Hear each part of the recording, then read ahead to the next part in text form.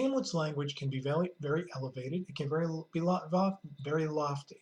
Hamlet's language, I mean the character's language, can also be very down to earth and gross. He talks about fatting the neighbor kites with this slave's offal. I would tear out like basically the intestines out of the king and feed them to the neighbor birds of prey.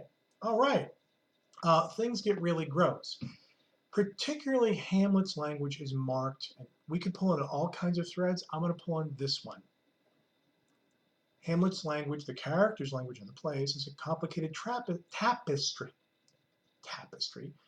Oh, I said tapestry. That's bad. Stay away from Hamlet and tapestries. It's a complicated tapestry with many different threads woven through it. I want to pull on the disgusting bodily fluids thread. And here is one example. There are many.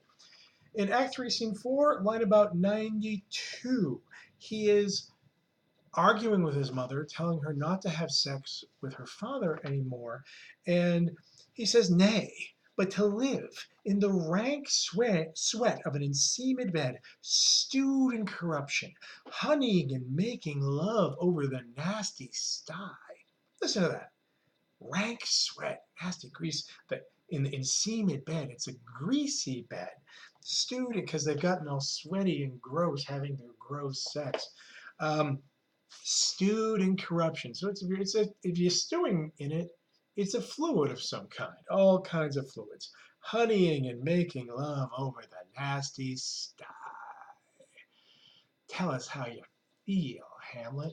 It is typical, like, he talks a lot about sex, especially as things with nasty fluids, sweatiness, grossness, ugly bodily fluids, like when you have sex.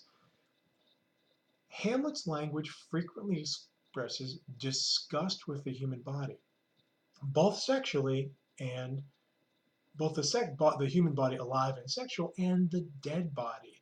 When he's looking at your skull, yes, Horatio, do you think Alexander looked so in the grave? Yes. And smelled so? Pah! Yeah, death is smelly. The human body is smelly and gross. Hamlet's an intellectual, but he's very much in his body. He is an active, vibrant person.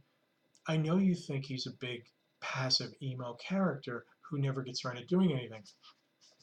Even if you do this play uncut, it takes about 4 hours. Hamlet kills 5 people in 4 hours. Do you know how long it took Jack the Ripper to kill that many people? It took him weeks.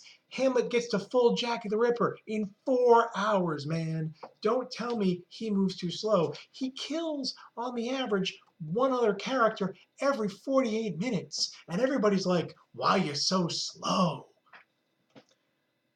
I like my killers moving at a more deliberate, slow pace. So if if somebody's gonna kill 5 people, I want them on the kind of Spencer's Fairy Queen track where they're gonna take their time and I can run away. Hamlet is physically active, but he's also disgusted by the body. His death, which is imminent, and the sex, which he is probably refusing to have because the relationship with Ophelia is broken off. That itself deserves another video.